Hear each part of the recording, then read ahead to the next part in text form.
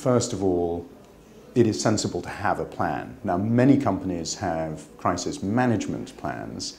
They don't always necessarily think so much about the communications implications of those, and they don't tend to integrate those into the plans. Again, I am obviously generalizing. Thinking about those, and particularly thinking about the cyber aspects of their reputation and the cyber aspects of how they manage are very important. And of course, nowadays one can do simulation exercises, including using software, in our case it's Fireball, using software that simulates problems online in a secure environment and allows them to go through and see, well, what could happen here? Are we equipped to deal with this?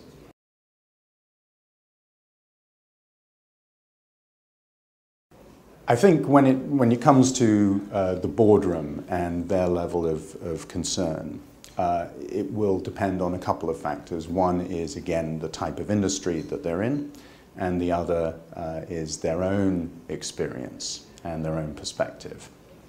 There are certainly some company boards that I think do take the risk very seriously. Obviously, those who are ultimately responsible custodians of a lot of sensitive data, they take it seriously. They do a tremendous amount. Although, of course, we saw in one case where a company had spent, I think, 250 million on security, and there was still a breach because, of course, it was a very specific vector. And that is something that is obviously a lot harder to manage against.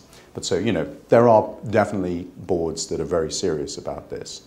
I do think though that there are some boards, either they are in industries where or areas of business where they just aren't consumer facing, don't believe that they have a high profile, don't believe they have a risk of attack, or the board members themselves have spent their lives being perhaps very rich and successful, but private, and believe that because they have been able to do that, in a way they're being modest perhaps. They've done great, and perhaps they're a bit older, and most of the time they were able to do that.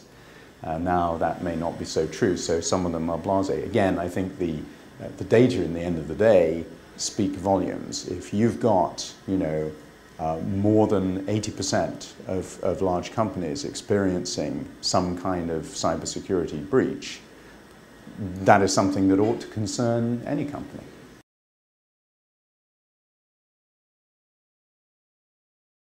As for whether companies should disclose what has happened, there are quite a few factors that play into that. The first one that they will naturally think about are legal considerations. And there is always a great tension for any company, and it doesn't have to be in this area, it can be in any area where there's a big problem. One concern is if they talk about it, does that invite more legal action? And so you can understand why companies are cautious about that.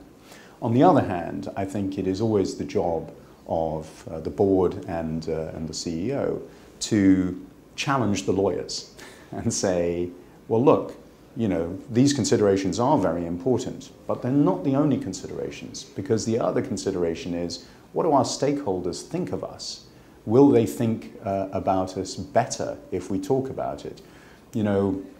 A few years ago, I worked on a massive global recall for a company for whom young mothers and their children were the customers. And they had a product issue. And it was a very high-profile thing. And I think we made the right decision to tell people about it. We obviously had a legal obligation to tell people about the problem, but the legal obligation was not so extensive that you would run around shouting about it. We decided that it was a good idea to really go out with advertising as well as a lot of media to tell people what had happened, ask them to return product, of course, and importantly, tell them what we'd done to fix the problem. And the company actually recorded better results financially because we believe, obviously, consumers appreciated the effort of telling them and appreciated being told of the fix.